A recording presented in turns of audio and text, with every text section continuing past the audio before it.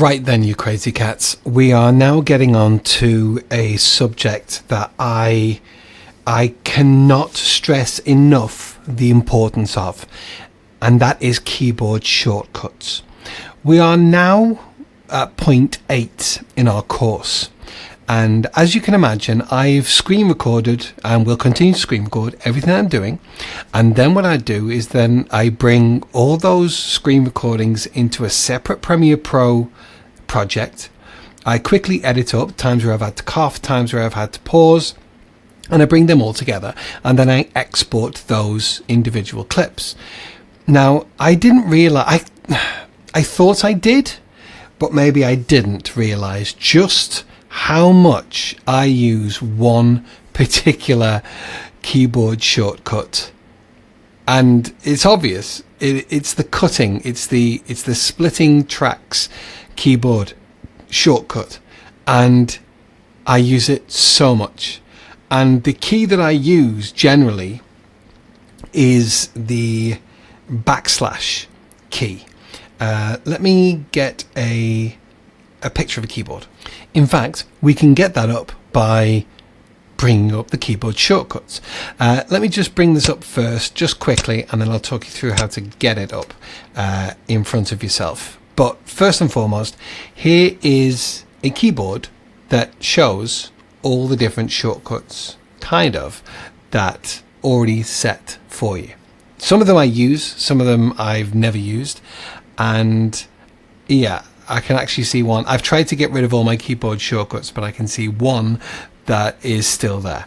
Anyway, what I use to cut is actually on my keyboard, it's just to the left of Z, and that is the backslash key. Now, it's not on here, but that doesn't mean it's not within the memory of here. It's actually up here. There you go. But it's not there on my keyboard. So don't necessarily take this as read. This is just the Adobe keyboard that is set out. Now, first and foremost, I want to show you what I mean by cut, because obviously we haven't done anything like that yet.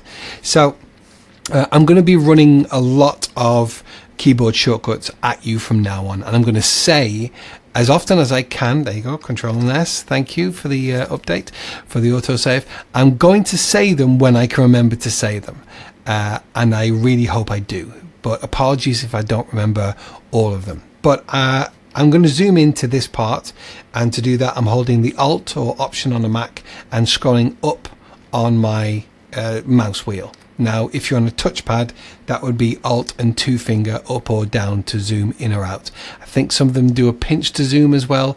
Don't quote me. If you want to be a decent editor, always get yourself a separate mouse, preferably with a scroll wheel. I use the MX Master from Logitech. I think it's absolutely an amazing mouse. I'll leave a link in the documentation for the mouse that I use, and it's brilliant because it has so many programmable buttons. We won't be touching on that in this course purely because I can't guarantee that you'll have it, but that's what I use.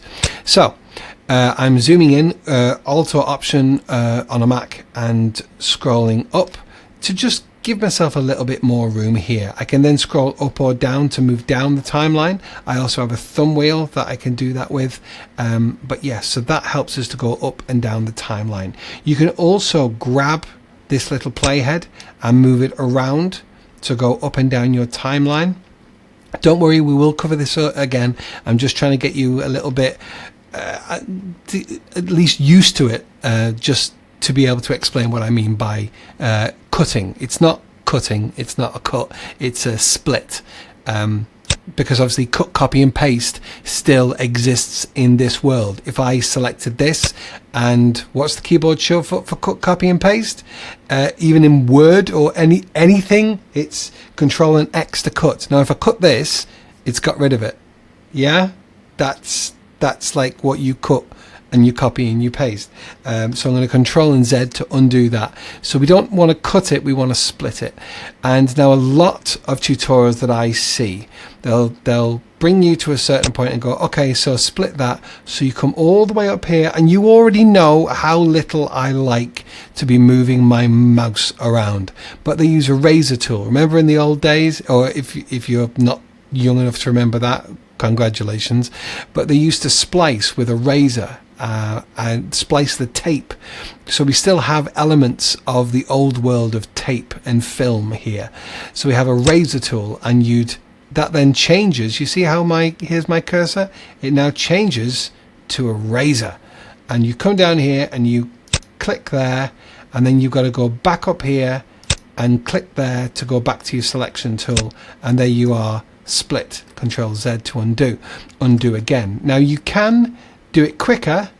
Razor I think is R, yeah, and V is my selection tool, which is there. Oh no, R isn't razor because that's rate. Anyway, you're not going to know that. You're never going to need to know that, because you're never going to be going all the way up here to get the razor tool.